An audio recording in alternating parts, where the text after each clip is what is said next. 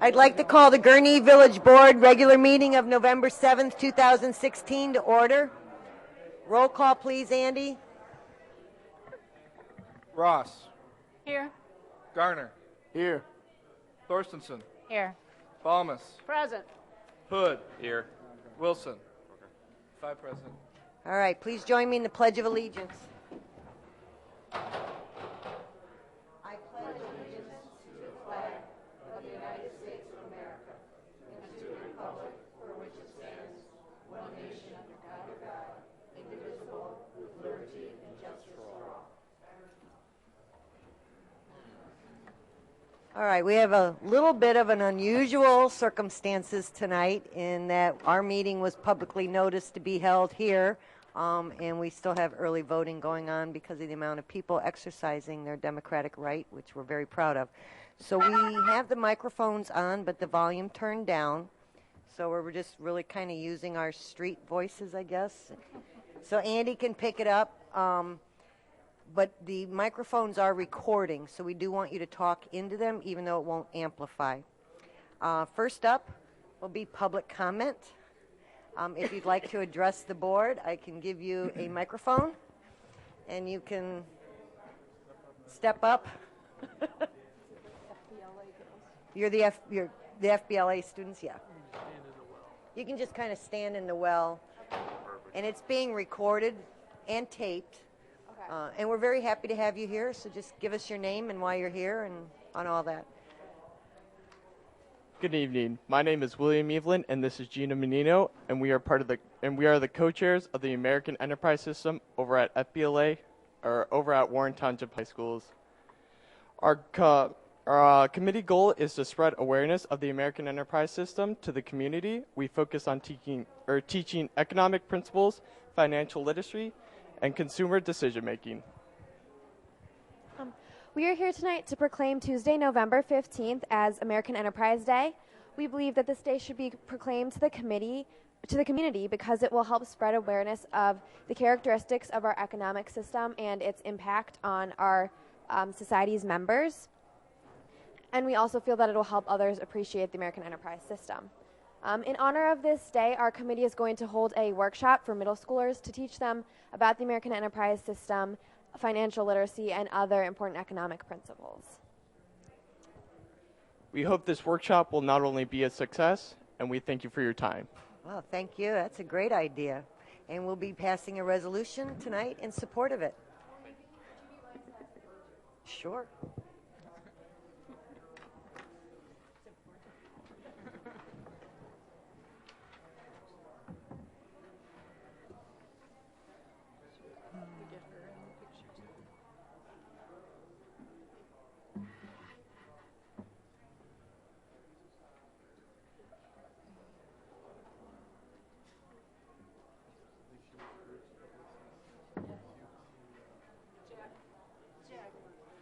Take it.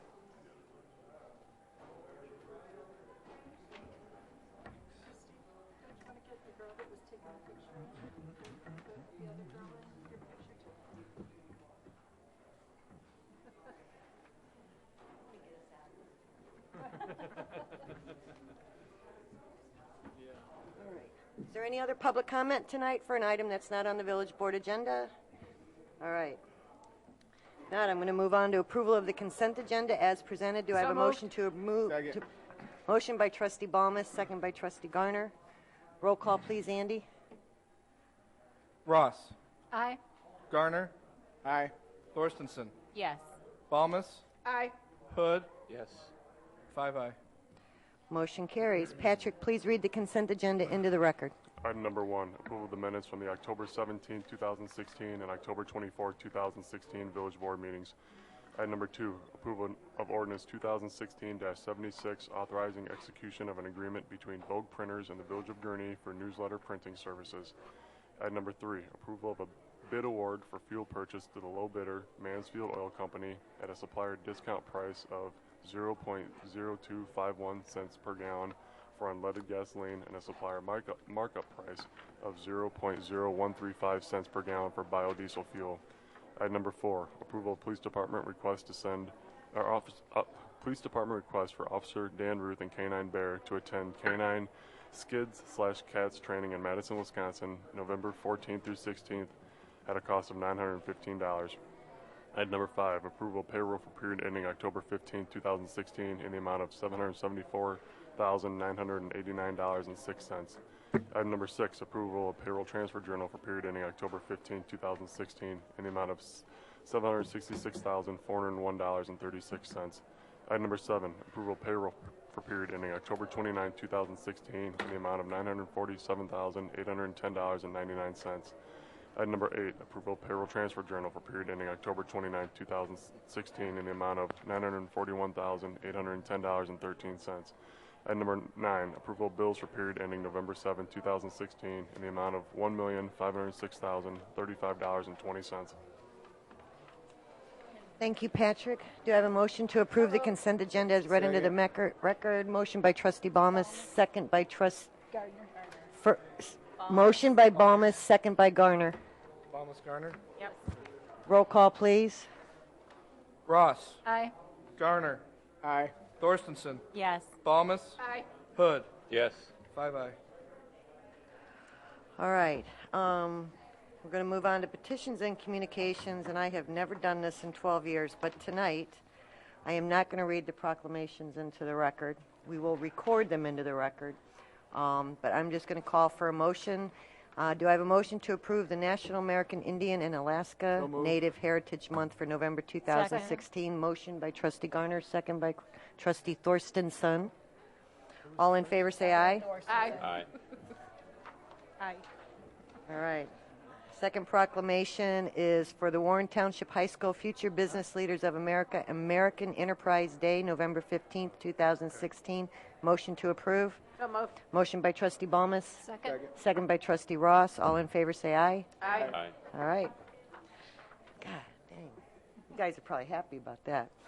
And then we have a reminder that the Village Gurnee Chamber of Commerce Mayor's Business Luncheon is 11:30 on November 16th at Key Lime Cove. If you plan on attending, please let Patrick know so we can make sure we're covered on the reservations. So now we are going to move on to 2 reports from our esteemed and award-winning village engineer, Scott Drabicki. Good evening, members of the board. I provided a couple of report memos for you this evening. The first one is at the Granville Avenue at Union Pacific Quiet Zone update. We had contracted with a company called Patrick Engineering to evaluate a quiet zone installation at that location. And what that would do, it would allow the trains to run through there without actually blowing their horns. We have received, the first producible out of that. There are 3 alternatives available to the Village of Gurnee in order to get that converted into a quiet zone. At this point, I'm recommending that we pursue alternatives 1 and 2, just due to the cost prohibition on the alternative number 3. I'm here to answer any questions if you have any concerns regarding that decision, and I'll be more than happy to answer them at this time. What is a mountable median look like? A mountable median is something you could drive your car over, so as opposed to having a harsh, sharp edge on it, it would actually be rounded, where you can actually drive the vehicle over the top of it. There should have been some pictures provided in the packet there that might be more demonstrative of what I'm speaking about. Yeah, but you know me. Understood. So would these become part of our budgeting process for the capital improvement plan? Yes, what we would do, assuming that the board approves at this point, I would like to proceed with applying to the FRA in order to get approval of a quiet zone installation using alternatives 1 or 2. We do need to work with the property owner that is on the northeast corner there, because there is going to be driveway access impact at that location. I do have a meeting set up with them later this week to discuss the options out there and kind of get a feel for what their thoughts are on the process. They do have a couple driveways there. I think we'll be in good shape to get a concession from them. All right. Trustees have any questions? Are we in consensus about 1 and 2, and we don't want to spend $600,000? And this will still be something that'll be budgeted for and then approved through the budgeting process. It's a report, right? So it's not. Right. So the railroad doesn't help with this? No, Provide they'll any of issue this? the permit and the approval. And the alternative number 3, we actually have to pay them to have the installation done. So this is in our budgets then to do this? It would be if we get approval, yes. If we don't want them blowing the horns, then we absorb the cost. So this prevents them what's the from problem? blowing the horns If by we get putting approved, this yes. over it. If we get approved, Just to clarify, the train engineer still has the prerogative to blow the horn if they feel that there's a danger to themselves or to motorists. So it's at the discretion of the train engineer to blow the horn or not. They're not required to if this is installed. So which Really? one is he recommending? Just this will satisfy that? Yes. That's, okay. Good solution. What's the difference that's between easy. these two?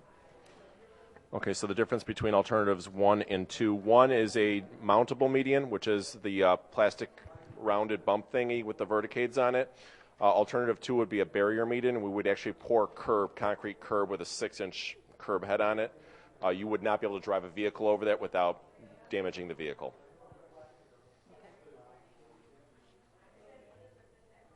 so basically we're just letting Scott go for the permit and then put it in the capital budget, and then we'd vote on it during the budget period. And this, but this would be in the 17-18 budget, not, The approval period is expected to take almost a year, so Okay. we would pursue that now with the expectation that really come calendar year 18 we should be ready to install it. okay, Okay.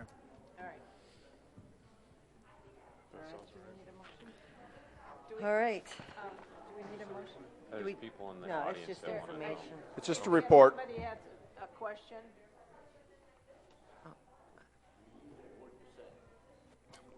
It's difficult tonight. Okay. Oh. They're all here for that. Understood. Hold on. Do you want to show this to, Yeah, or you can talk to him right You now. want to show him the picture? you want to show the picture or whatever? Have another.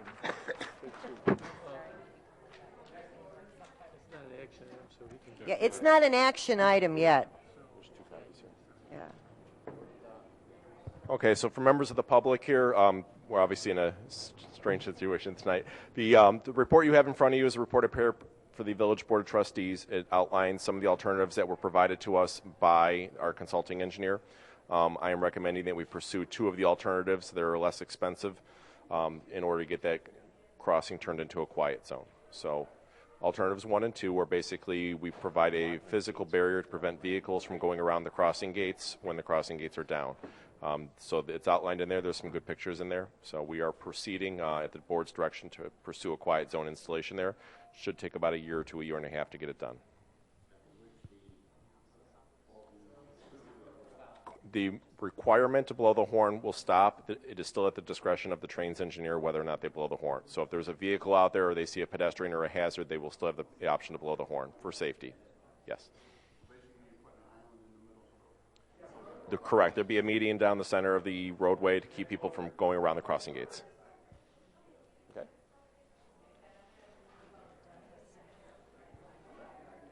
Thank you for coming out tonight. Yeah, for some reason it's in the center. They're happy because they didn't All right. think there was going to be a solution. All right. So we'll know more when Scott gets permits. So next up, we're going to talk about the request for putting a sidewalk on Andover Drive. Correct. So in the August 22nd meeting, I approached the Village Board of Trustees regarding a request for a public sidewalk installation on Andover Drive, basically from Halifax to Hunt Club Road on the south side of the street where there's no existing sidewalk.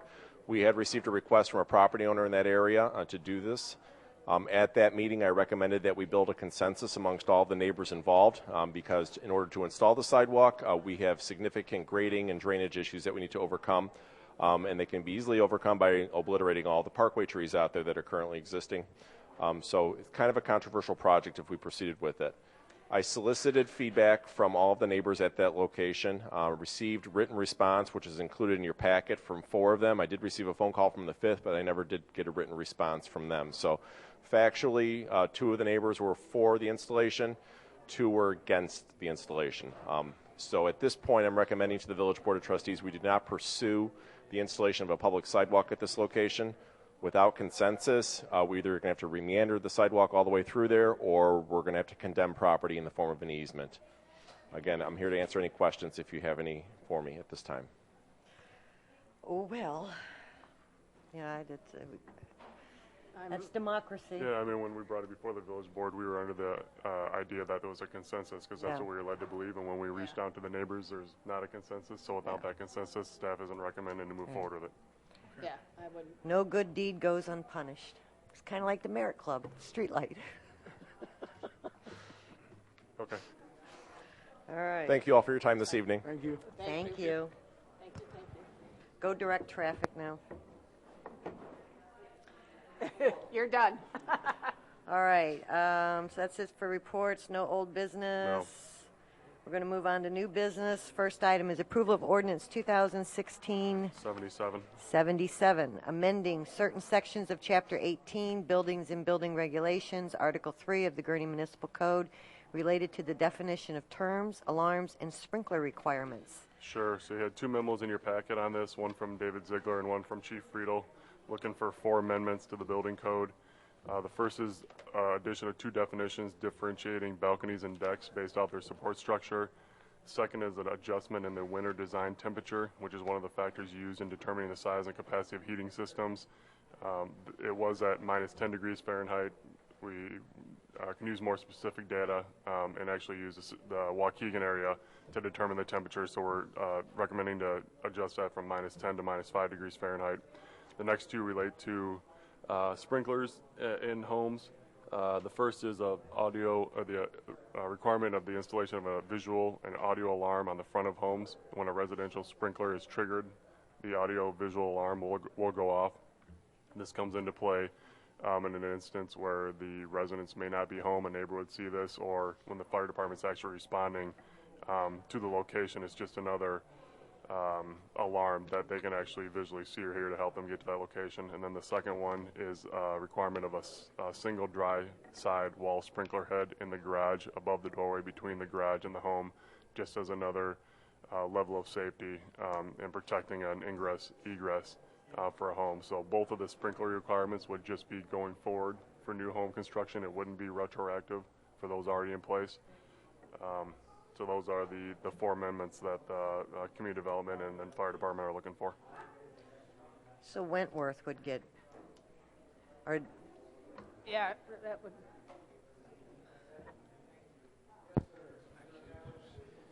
Because Wentworth has already submitted master building plans for the entire development, Okay. it would not apply to Wentworth. However, when they were starting with this with the Wentworth project, we approached them and asked them if they would be willing to do both of these items.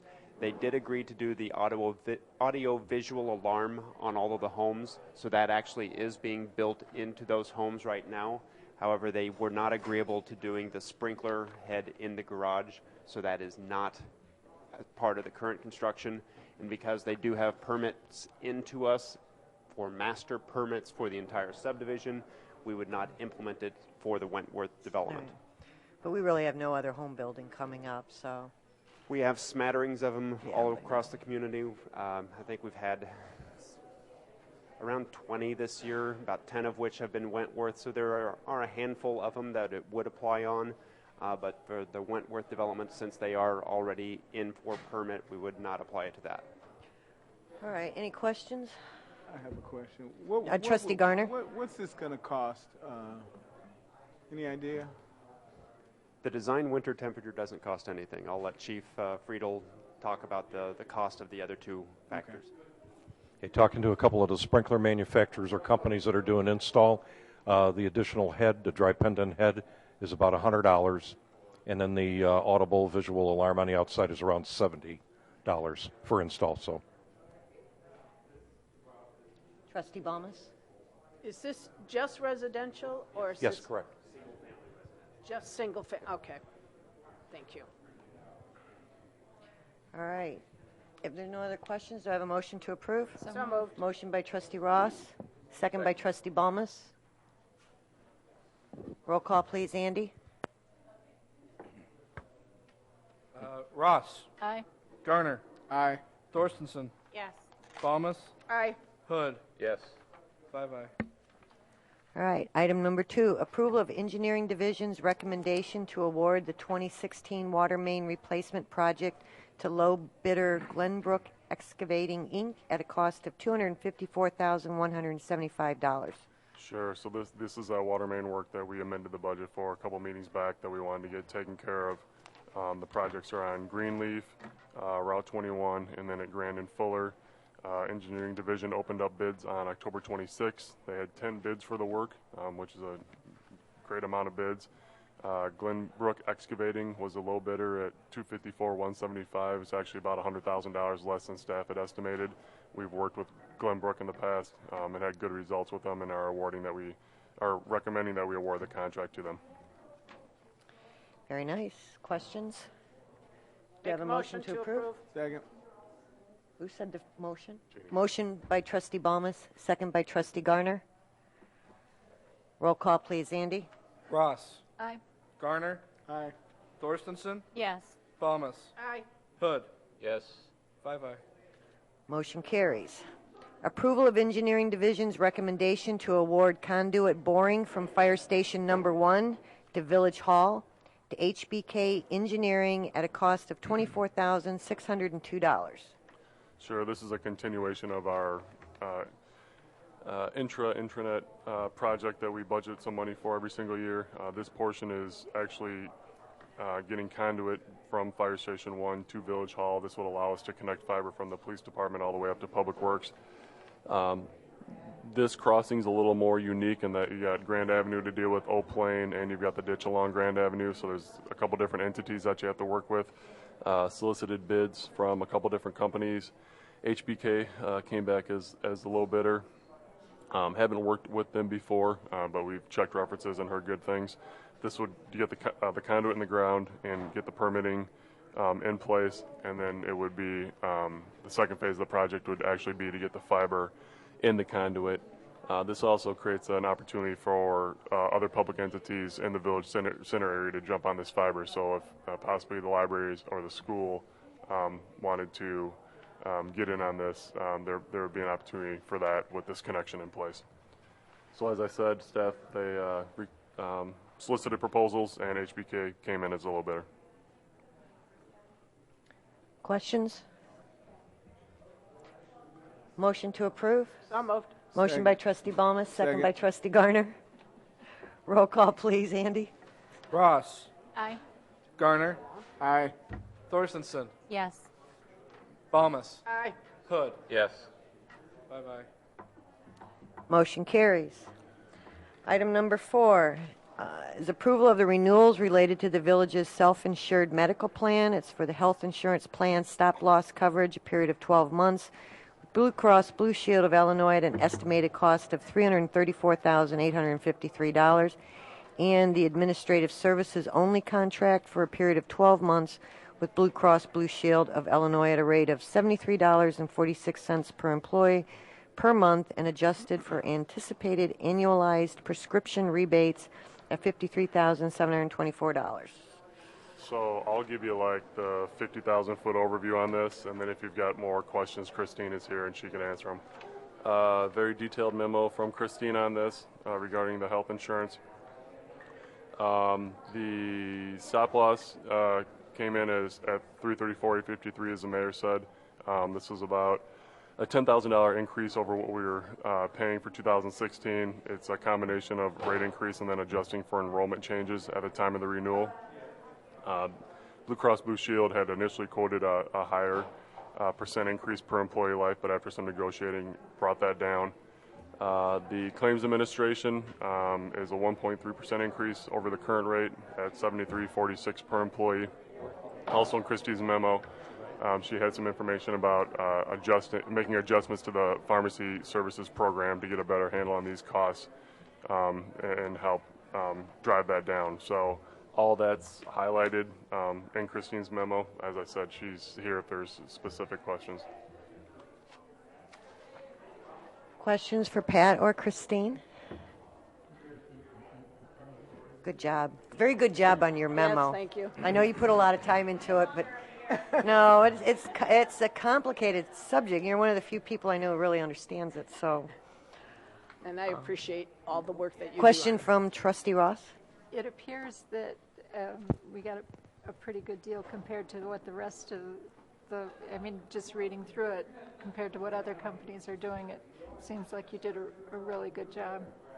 Yeah, we working with Peter, we're very we really focus on where our dollars are being spent under the health plan, and we try to be reactive and proactive to that. So if we see a trend that isn't correcting itself, we try to do things to get that to correct itself, as well as give employees and plan participants new options and ways to help them save money, thus saving us money, get quality of care that they expect. So we kind of work from both angles, and more so than what you might find with other plans.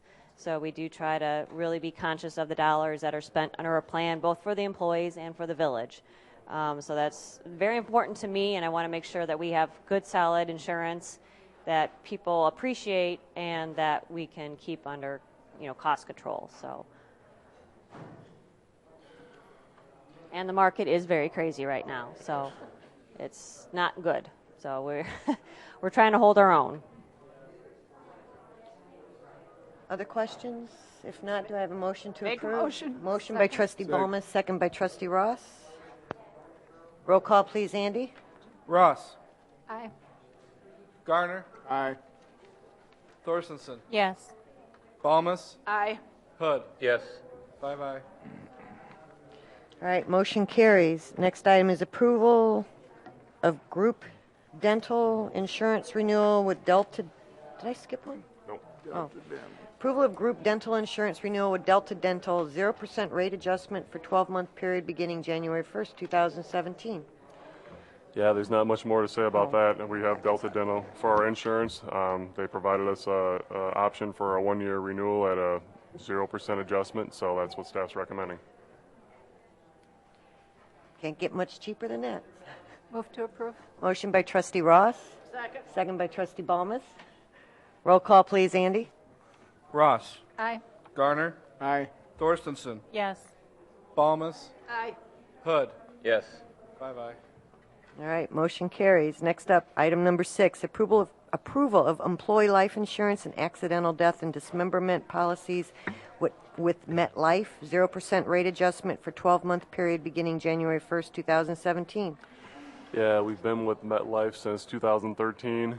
We initially had a 2-year quote, and then last year provided us another quote with no changes in the price of the plan, and again this year. So another 0% rate adjustment for a 12-month period that staff's recommending.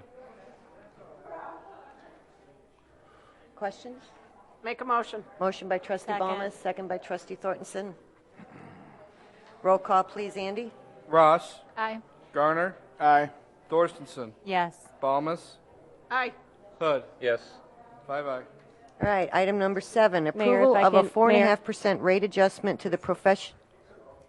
Oh, There is a possibility that we could get a rate extension on the life insurance for up to 3 years at the same rate. So we're still working on trying to get feedback from MetLife. So it is possible that it could be extended for an additional 2 years. wow, that's Beyond very nice. 2017 at the same rate. So if it is, I will advise the board, but it won't change obviously the dollars. So Okay, Good luck with that.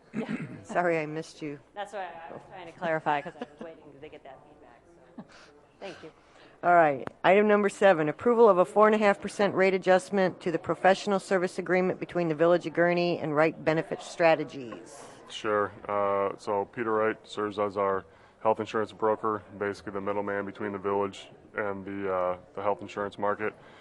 He's looking for a 4.5% increase, which on an annual basis is about an extra $2,600.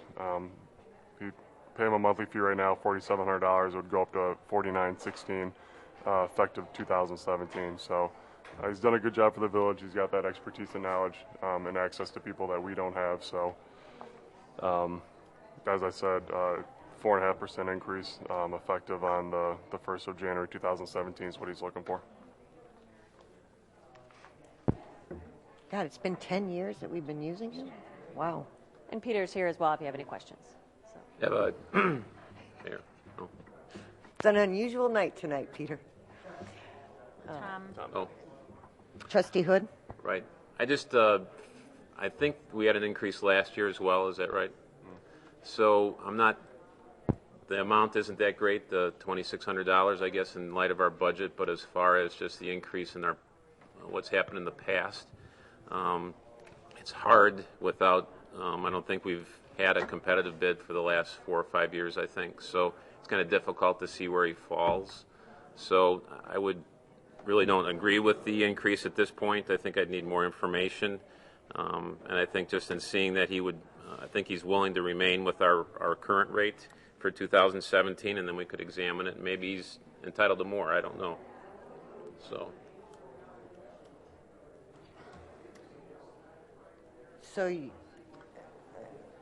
Karen or Trustee Thornton? I'm not sure that what I have to say is any different than Trustee Hood. I was wondering where was the competitive aspect that, came into that second year increase? And, was there any negotiation on the second year increase or anything like that? And then secondly, have you ever, I'm sure you have an answer to this. Let me rephrase that. Is this an opportunity for aggregating? When you say aggregate, you mean like pooling for broker and consultant services? Right. It's something that it's been explored, but just due to our plan being so vastly different, we've tried to kind of pool things like stop loss. So, most setups are independent in that role, unless you were in a true pool, where then you shared across everyone equally. Gotcha. There's a long history while we're not in one of those plans right now. I can share at another time. Yeah. Those were dark days. All right, so Trustee Hood's asking that we keep the fee the same or we go out to bid? We keep it the same and we go out to bid next time. And I guess just in reading the reasons for the increase, I didn't see a particular reason that was based on our own needs, that they were increasing because our demand was greater or we were causing some problems that for his staff that would create additional money. So I just would ask that the fee would stay the same and that we would evaluate it next year for an increase. Yeah, I think that's important because you may not want to put this out to bid. It's a very professional type arrangement. So, and basically tonight is just the approval of a rate for the coming year. And I think that staff can follow up with you about, some of the services that are rendered here. It may turn out, you may be convinced by staff that it really doesn't lend itself to, seal bids or proposals. Right. I'm not necessarily asking for a bid. I think whatever, just to evaluate it more fully. I'm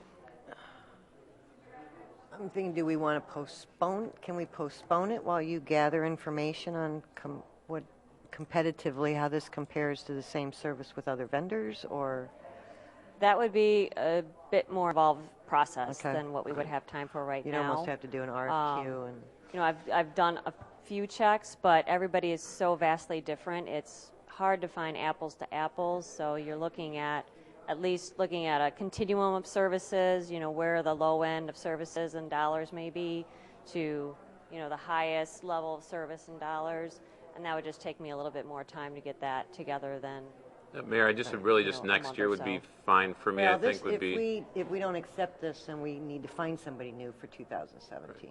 No, we wouldn't accept the rate adjustment. We would still keep the contract. So the contract would still run? Yes, it just wouldn't increase in the rate. So we're just approving the rate adjustment tonight. Okay. The contract is worded to continue unless either party requests and a change is approved. So it would continue. All right, Trustee Ross. Well, I just, from my reading of it, I felt like we got good service, and that because the market is so crazy and everything is so hard with insurance right now, I would say that he should have an increase. So I wonder if we could, like you said, table it and think about it and maybe come up with something that would be reasonable for everyone to approve. Yeah, I mean, I'm just slightly, not that we should all be wanting to save money, but health insurance is a different type of expertise right now with the health exchanges and stuff. Peter, do you want to just add something here? Good evening.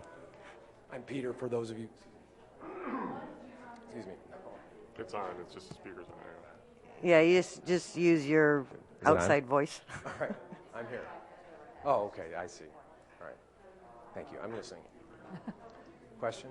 The board is hesitant about proving the contract adjustment, even though the contract stays in place.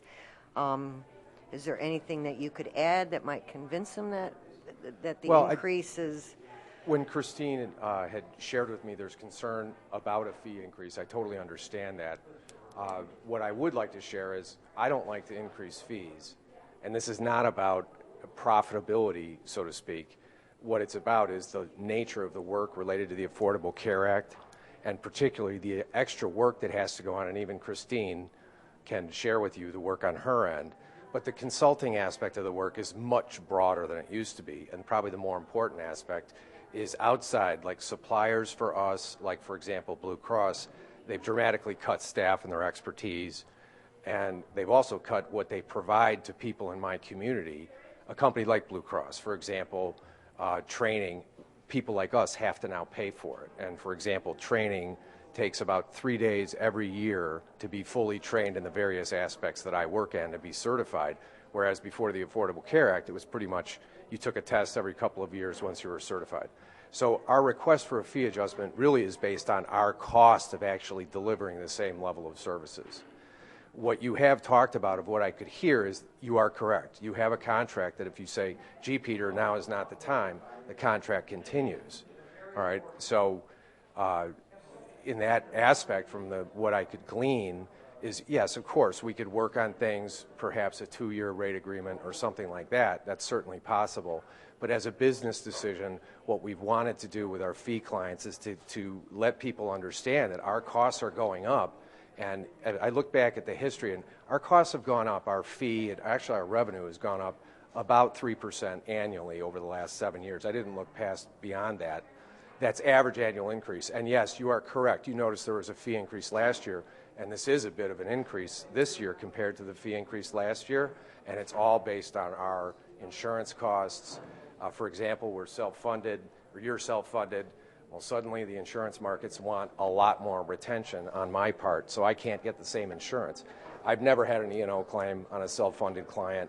I'm proud of that. I won't have one, I'm sure, because I give good advice so that neither you or me or what have you are in a bad position. But so, in other words, the fee increase is really to share with you that our costs are going up to provide our services. You do have a contract which you said, Peter, we can't approve this right now. We need to work on something. That is your right as the party to the contract, and I can tell you right now, if that's what your decision is, of course, I would work on that. We would appreciate, though, the opportunity is can we work on something that meets both parties' needs. I do understand the shortness of this notice can be disconcerting for you or disconcerting, and I understand that. I wish that in hindsight, I could have had more forthright anticipation for this, but in our world now with the Affordable Care Act, everything happens on January 1 now. So that's part of the reason for the timing. So whatever consideration you can give is totally appreciated, and obviously we are business partners, I hope, for the future, and my obligation is to respect that partnership very much so. So you do have the ability and the duty to make the proper decision, and you need to make that deliberation. So I can only tell you that the reason for the fee increase, it's not about profitability for us, it's about the cost of us and the ability of us to bring the services to our customers and what that costs. And as most of you who would hopefully understand, I mean, you have to do it with your village services too. You have to, hey, we've got this coming down the pike, and that sort of thing. So that's really the purpose for it. And one last thing I do want to say is, Christine, I think I had heard her say that services and various brokers and advisors, and we're consultants, we are licensed as brokers, are vastly different, and that is very true. But what's very different about us that is unique is that we are very committed to a fee basis. So we don't have a situation where we can put you with an insurance carrier, we get paid out a commission over here, you don't necessarily know about it. That stuff drives me crazy. I don't believe in it. So we are very transparent, and that's the reason for the structure and how we structure our fees. Okay. Are there any other questions? Thank you. Thank you for the time. Thank you, Peter, very much. Does that help, Tom? Based on what he said, and I like people that work for us that are happy, so $2,600 to Peter would be a worthwhile investment on my part. So I just think next year, I think it'd be longer lead time, and then an evaluation of where we're at would be helpful, but I wouldn't oppose the increase based on what he said. Okay. Still provide an evaluation just to kind of give more knowledge, more education on that aspect of the insurance industry. So I can provide that. And the only reason I really hesitated was now that we're self-insured, it's a whole different ball game than when we just had an insurance company. We were in a pool and we never had to worry about it. And this is, you're right, a worthy investment to not have to deal with this. So do I have a motion, Mr. Hood, Trustee Hood? Yes. All right. I have a motion from Trustee Hood. Now to approve it? To approve it. To With approve the no increase. further information? Until next year when the contract expires. I'll give like a general summary of just different structures on brokerage services and information. What possibly Mr. Wright said in writing as to the reason for his cost justification. It just would have been helpful. But, you know, I think we're at a better place now, but seeing increases every year without any increase in services and no cost justification is what I was concerned about. Okay. All right. Well, next year, when this contract comes up, we'll do a much deeper dive. Yes. And look at what the competitive land, how many people even offer this service for someone who's self-insured, and we'll get you up to speed on the whole self-insurance history. So I have a motion from Trustee Hood, a second from Trustee Ross. Roll call, please. Andy? Ross. Aye. Garner. Aye. Thorstensen. Yes. Balmas. Aye. Hood. Yes. 5 aye. Motion carries. All right, next up is the approval of the 2017 Village Board meeting schedule. Yeah, just 3 items to note that take us off the first and third Mondays for regular business meetings and fourth Mondays for committee of the holes. So March, no committee of the whole because that fourth Monday is spring break week, and then March is also budget month, so it's pretty busy with that.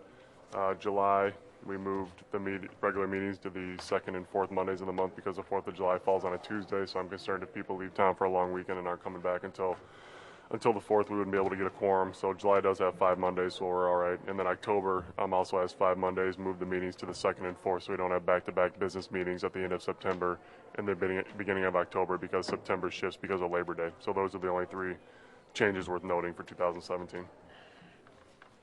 All right, do I have a motion to approve? Motion by Trustee Balmas, second by Trustee Garner. Roll call, please, Andy. Ross. Aye. Garner. Aye. Thorstensen. Yes. Balmas. Aye. Hood. Yes. 5 aye.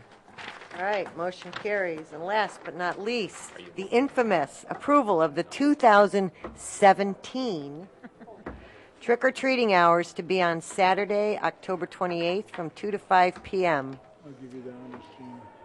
Trustee Ross? Trick-or-treating. I'm not sure we should do that. I know. But, you know, when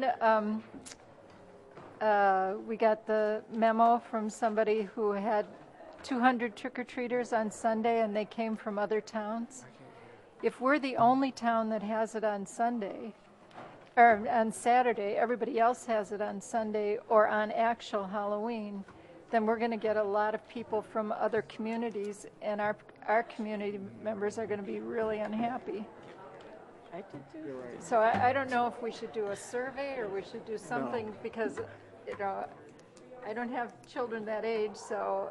Well, hopefully the other towns don't change their sporting events. Well, but it would be nice if the whole county would do it all on the same day, and then people would trick or treat in their own communities. There So the is way it is now. There is a petition with the White House, if it gets 200,000 signatures, requesting that the president move Halloween to Saturday permanently, because the overwhelming consensus is Saturday is the better day. And I have heard from teachers. Actually, when I was out in line yesterday with voters, I heard people saying Saturday is a good day. But the problem that we're going to have is that other communities who have it on actual Halloween, then people get in their cars and they come here. And that, there's nothing we can do about that. But we have that on Sunday already. The Saturday isn't going to change that. but we'll have less. Yeah, well, because then in addition to having all the ones that have it on actual trick or treat, we'll also have all the ones that have it on Sunday. And so we'll be the only ones having it on Saturday. Well, we're not the only ones. But Saturday's not. I mean, it's that mix with Saturday, Sunday, Monday. Oh my gosh. You thought that was going to be easy, right? I just think we should think about it a little bit more. Well, we need to do this soon because the schools have already been told it's going to be Saturday, and they need to set their sports schedules for next year. So I made the commitment we would figure this out.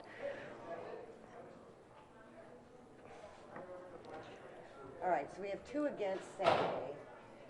Who's the other? Anybody else want to speak up? I said we have 2 against Saturday because Jeannie wants Halloween night. Well, especially when you look at the paper when they list all of the trick-or-treating. And I bet 2/3 of the towns in the area have it on Halloween. Really? All right, but we do not have the support of our police department to do it on Halloween night. And Halloween night is dangerous. I know it's dangerous. I would not support If taking it was, that chance. and I appreciate the chief, as I always have said, but I can't believe that that many other communities would disregard the safety of their... I don't think they are, but that's a heck of a risk to take, having kids running, crisscrossing the streets in the dark. Well, and parents having to take off from work early. I mean, I just went through that at work this year. Everybody complaining about having to leave work early so they can get home for their trick-or-treating. So Saturday and Sunday daylight hours, I think we can agree on the daylight hours, except, Jeannie, I know you want it on Halloween night. I'm not changing It my almost makes you Halloween night. want to have no hours.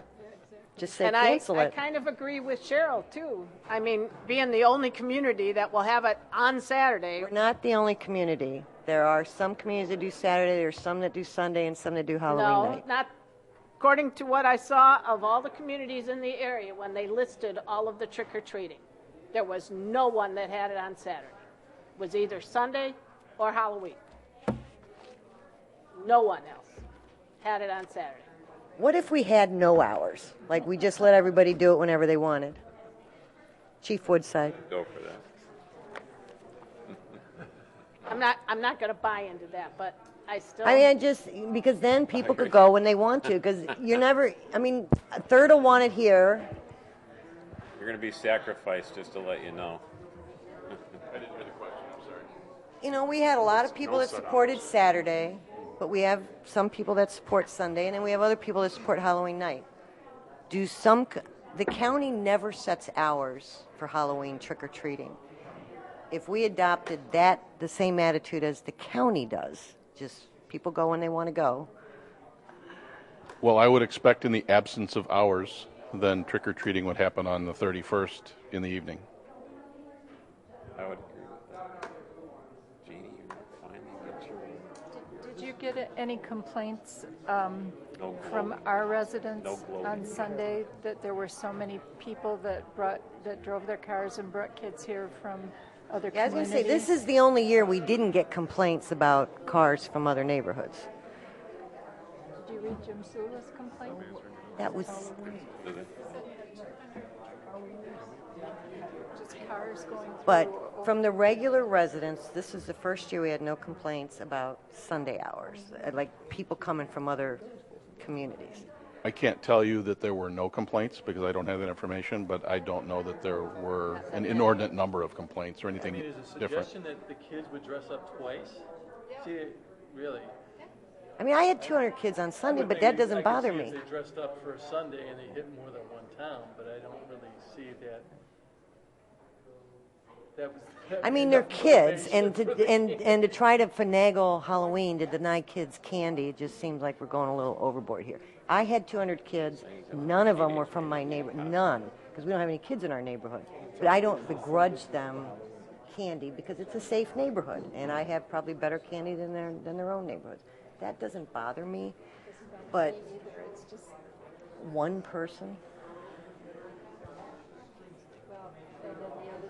was I heard some people come here to get their candy and then they give it away. Saturday is okay too. Yeah, I know.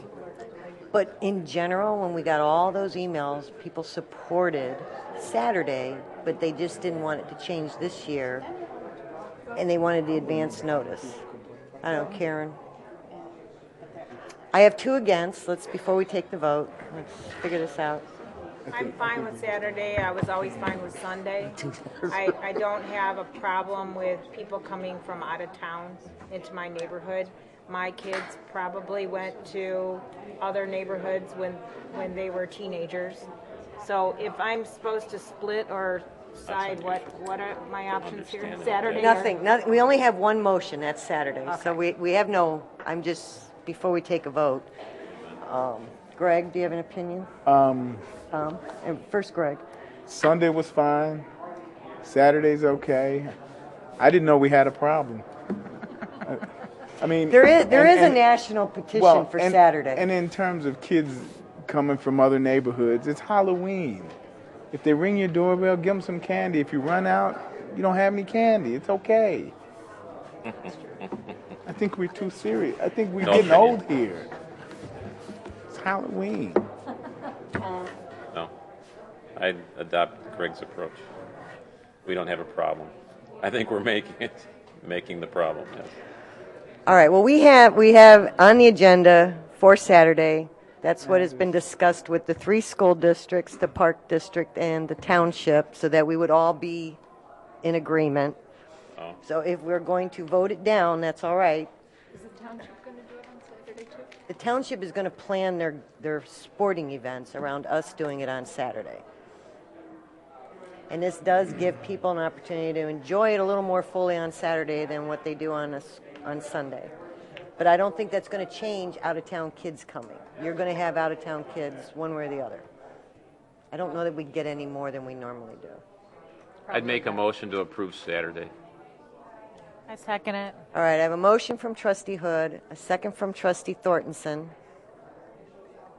For Halloween on Saturday, roll call, please, and call Ross. my name. Aye.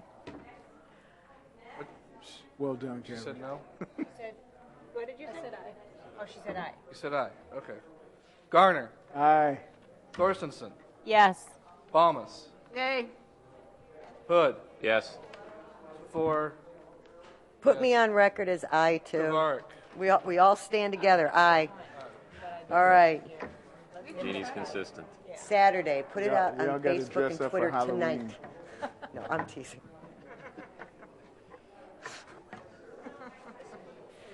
There really is a petition nationally. I posted it. There is one, and they are going to. And if they get it, and it becomes a national holiday on Saturday, we can say we were ahead of the curve. All right. Any public comment? No public. All right. Do I have a motion to adjourn? Motion by Trustee Ballman, second by Trustee Garner. All in favor, say aye. Aye. We are adjourned.